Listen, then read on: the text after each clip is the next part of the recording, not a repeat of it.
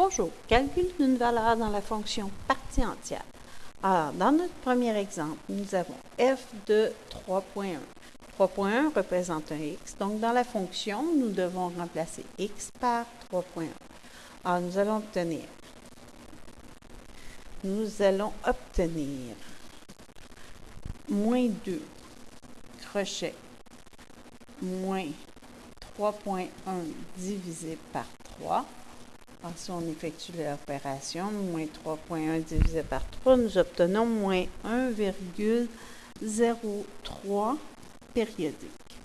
Alors, définition de la partie entière. La partie entière, c'est le plus grand entier inférieur ou égal à moins 1,03. Donc, ça veut dire que je dois prendre dans les entiers le plus petit que moins 1,03, le plus grand 2.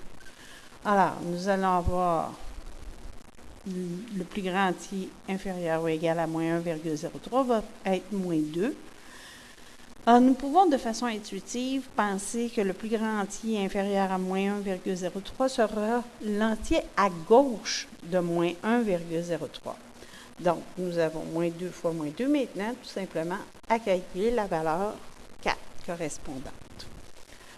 Si nous allons faire la même opération avec la valeur moins 5,8, nous allons obtenir moins 2, ouvrez le crochet, moins x moins 5,8 divisé par 3. Alors, les deux moins vont devenir un plus. Donc, si on effectue la multiplication de 5,8 divisé par 3, nous allons obtenir 1,93 périodique. Alors maintenant, nous devons penser au plus grand entier inférieur ou égal à 1,93 périodique. Alors, l'entier qui est à gauche de 1,9 va être 1. Donc, nous avons moins 2 fois 1. Nous obtenons la valeur de moins 2. Maintenant, nous voulons calculer la valeur de x lorsque f de x vaut moins 5.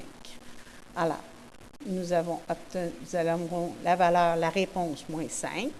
Ça va être égal à moins 2 crochet moins x sur 3. Alors, nous devons en premier isoler le crochet pour bien vérifier que l'expression sera définie. Alors, nous avons moins 2 fois mon crochet, donc nous allons diviser par moins 2. Alors, nous allons obtenir un nombre positif qui est 5,5. 5,5, c'est 2,5. Et la définition de la partie entière, c'est le plus grand entier. Donc, nous devons absolument avoir ici un entier. Mais ceci n'est pas un entier.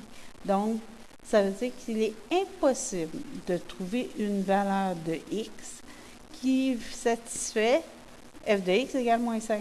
Ça veut dire qu'on n'a aucune marche vis-à-vis du y qui est moins 5. Donc, très important d'isoler le crochet, vérifier pour voir si l'expression est un entier. Si oui, on pourra continuer. Dans le deuxième exemple, nous avons 6 qui est égal à moins 2 crochet moins x divisé par 3. Donc, on divise par moins 2. Nous obtenons moins 3. Alors, maintenant, nous vérifions. Moins 3, est-ce que c'est bien un entier? Parce qu'il faut absolument que les crochets soient égaux à un entier, parce que c'est la partie entière. Donc, tout va bien. Ça veut dire qu'on peut maintenant sortir notre expression du crochet et continuer à isoler. Donc, ici, nous avons moins 3 finalement.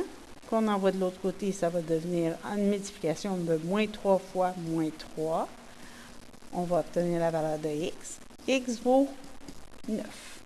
Alors, ce que nous obtenons, 9, se trouve être le point plein, parce que nous savons que nous allons avoir un intervalle qui va être fermé, ouvert, mais on ne sait pas encore dans quel sens. Pour le savoir, nous devons vérifier la valeur de b.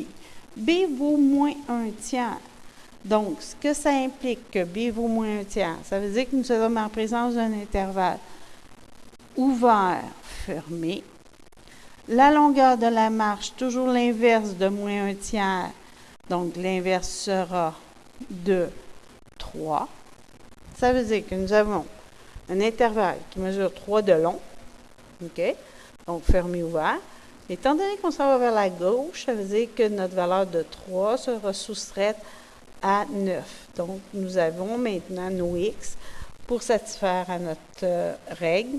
X appartiendra à l'intervalle ouvert 6 à 9 fermé.